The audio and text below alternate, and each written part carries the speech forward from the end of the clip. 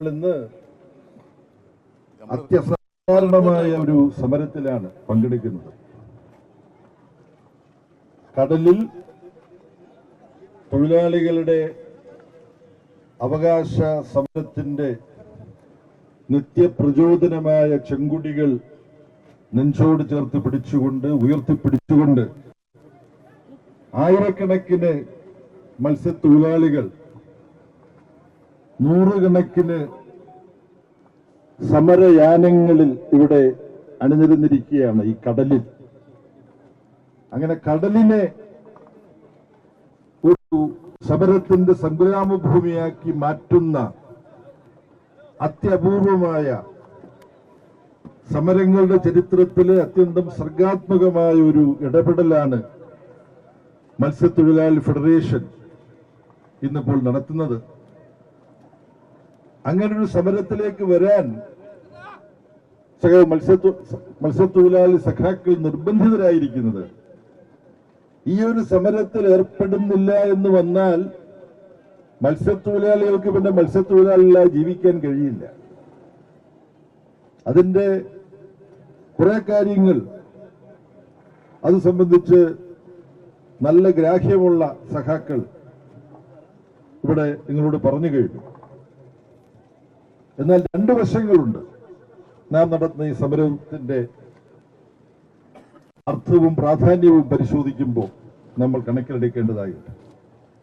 ഒന്ന്, നരേന്ദ്രമോദി ഗവൺമെന്റ് ഇവിടെ സൂചിപ്പിച്ചതുപോലെ ഓരോ മേഖലയെയും സ്വകാര്യവൽക്കരിച്ച് അത് കുത്തകകൾക്ക് തീരെഴുതി നമ്മുടെ നാടിന്റെയും ജനങ്ങളുടെയും തൊഴിലാളികളുടെയും കൃഷിക്കാരുടെയും ഒക്കെ തീരാ നഷ്ടം സൃഷ്ടിച്ചുകൊണ്ട് ഒരുപിടി വരുന്ന കുത്തകകൾക്ക് തടിച്ചു കൊഴിക്കാനുള്ള സാഹചര്യം സൃഷ്ടിക്കുന്ന നയത്തിന്റെ ഭാഗമായിട്ടാണ് കടൽ സമ്പത്ത്, കടലിലുള്ള ധാതു വിഭവങ്ങൾ ഇതെല്ലാം വൻതോതിൽ കൊള്ളയടിക്കാൻ സ്വകാര്യ മേഖലയ്ക്ക് അനുമതി കൊടുക്കുന്ന തീരുമാനം ഇപ്പൊ കൈക്കൊണ്ടിരുന്നത്.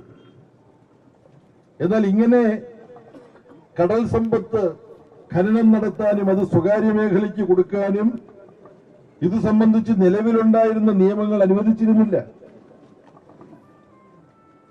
കടൽ സ്വകാര്യ മേഖലയ്ക്ക് കൊള്ളയടിക്കാൻ വേണ്ടി തുറന്നു കൊടുക്കുന്ന നിയമ ഭേദഗതി എങ്ങനെയാണ് നരേന്ദ്രമോദി ഗവൺമെന്റ് പാസാക്കിയെടുത്തത്? ഓരോ ഘട്ടത്തിലും ഇവർ നടത്തിയിട്ടുള്ള കൊടുംചതികൾ നമ്മൾ മനസ്സിലാക്കണം. ഇന്ത്യൻ പാർലമെന്റ് മണിപ്പൂർ വിഷയത്തിൽ പ്രക്ഷുബ്ധമായിരിക്കുമ്പോൾ, അതിനോട് ബന്ധപ്പെട്ട് പാർലമെന്റ് നടപടിക്രമങ്ങൾ തന്നെ അസാധ്യമായിരിക്കുമ്പോൾ, അതിനോട് ചേർത്ത് നമ്മൾ ഓർക്കണം, 150ഓളം പാർലമെന്റ് മെമ്പർമാരെ RSSും നരേന്ദ്രമോദി ഗവൺമെന്റും കൈക്കൊണ്ട തീരുമാനത്തിന്റെ അടിസ്ഥാനത്തിൽ പാർലമെന്റിൽ നിന്ന് പുറത്താക്കുകയുണ്ടായി. ഇങ്ങനെയെല്ലാം പാർലമെന്റ് സാധാരണ നടപടിക്രമങ്ങളുമായി ചർച്ചകൾ നടത്തി സ്വാഭാവികമായി നിയമനിർമ്മാണ നടപടികളുമായി മുന്നോട്ട് പോകുന്ന നിലയിലല്ലാതെ ഇന്ത്യൻ പാർലമെന്റ് പ്രക്ഷുബ്ധമായിരുന്ന സമയത്ത് അവിടുത്തെ ബഹളങ്ങൾക്കിടയിൽ പാർലമെന്റ് അംഗങ്ങൾക്ക് ചർച്ച ചെയ്ത് ഭേദഗതികൾ അവതരിപ്പിച്ച് അവരുടെ ചുമതലകൾ നിറവേറ്റാൻ അവസരം കൊടുക്കാതെ കള്ളത്തരത്തിൽ പാസാക്കിയെടുത്തതാണ്, പിൻവാതിലിലൂടെ പാസാക്കിയെടുത്തതാണ് ഈ ഭേദഗതി എന്നുള്ളതാണ് ഒന്നാമത്തെ കാര്യം നമ്മൾ മനസ്സിലാക്കേണ്ടത്. രണ്ടാമത് ഇവിടെ ചൂണ്ടിക്കാണിച്ചു മുമ്പ് സംസാരിച്ച സഖാക്കൾ, തീരദേശമുള്ള സംസ്ഥാനങ്ങളോട് ചർച്ച ചെയ്യണ്ടേ? തീരദേശവും കടലുമായി ബന്ധപ്പെട്ട ഒരു നിയമ ഭേദഗതി കൊണ്ടുവരുമ്പോൾ പാർലമെന്റിൽ ചർച്ച ചെയ്തില്ല, പിൻവാതിലൂടെ പാസ്സാക്കി. കേരളത്തിന് ഞാൻ മനസ്സിലാക്കുന്നത് ഇന്ത്യയുടെ ആകെ തീരദേശത്തിന്റെ 8% കേരളത്തിലാണ്. കേരളത്തിനുണ്ട്. ചില സംസ്ഥാനങ്ങൾക്ക് തീരദേശം ഇല്ല. കാര്യം ഉൾനാടൻ മധ്യപ്രദേശിനില്ല, ജാർഖണ്ഡിനില്ല, അങ്ങനെ കുറെ സംസ്ഥാനങ്ങളുണ്ട്. പക്ഷെ കേരളം അങ്ങനല്ല.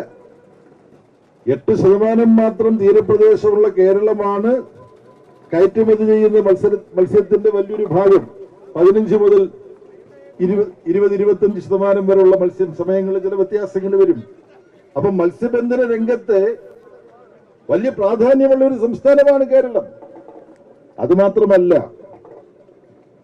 മത്സ്യസമ്പത്ത്, കടലിലെ മത്സ്യസമ്പത്ത് സംബന്ധിച്ച പഠനങ്ങളിൽ വെളിപ്പെട്ടിട്ടുള്ള ഒരു കാര്യം, ഐക്യരാഷ്ട്ര സഭയുടെ തന്നെ പല ഏജൻസികൾ നടത്തിയിട്ടുള്ള പഠനങ്ങളിലൂടെ വ്യക്തമായിട്ടുള്ളത്, ലോകത്തെ കടലിലെ മത്സ്യസമ്പത്ത് നിരന്തരം കുറഞ്ഞുകൊണ്ടിരിക്കുകയാണ്.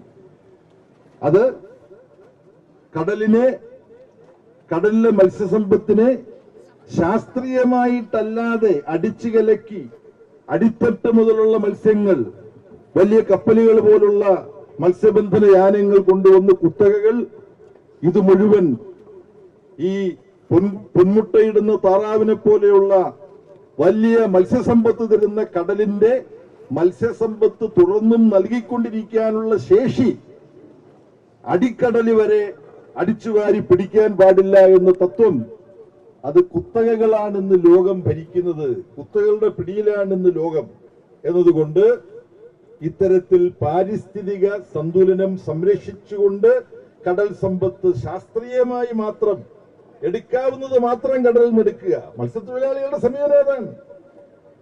അതിന് വിരുദ്ധമായ നയം ലോകത്ത് പിന്തുടരുന്നതിന്റെ ഭാഗമായി ലോകത്തെ മിക്കവാറും എല്ലാ സമുദ്രങ്ങളിലും ലഭ്യമാവുന്ന മത്സ്യത്തിന്റെ അളവ് കുറഞ്ഞുകൊണ്ടിരിക്കുന്നുവെന്ന് ശാസ്ത്രീയമായ പഠനങ്ങൾ വ്യക്തമാക്കുന്നു. എന്നാൽ ആ കുറവ് ഇന്ത്യൻ മഹാസമുദ്രത്തിലും അറേബ്യൻ കടലിലും ബംഗാൾ ഉൾക്കടലിലും ഉണ്ടാകുന്നുണ്ടെങ്കിലും ലോകത്ത് മറ്റു സമുദ്രങ്ങളിൽ ഉണ്ടാകുന്ന മത്സ്യസമ്പത്തിന്റെ കുറവിന്റെ അത്ര തോതിലല്ല നമ്മുടെ ബംഗാൾ ഉൾക്കടലിലെയും അറേബ്യൻ സമുദ്രത്തിലെയും ഇന്ത്യൻ മഹാസമുദ്രത്തിലെയും മത്സ്യത്തിന്റെ കുറവ്. ഇതാണ് കാര്യം. അതിൽ ഏറ്റവും പ്രധാനപ്പെട്ട ഒന്നാണ് ഈ കൊല്ലം പരപ്പ്.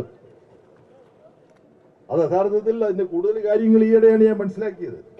കൊല്ലം പരപ്പ് എന്ന് പറയുമ്പോൾ പേര് കൊല്ലത്തിനാണെങ്കിലും തിരുവനന്തപുരവും ആലപ്പുഴയും ഇതിനകത്തുണ്ട്. വർക്കല മുതൽ തുടങ്ങി അമ്പലപ്പുഴ വരെ നീണ്ടു കിടക്കുകയാണ് ഈ കൊല്ലം പരപ്പ് എന്ന് പറയുന്ന പ്രദേശം.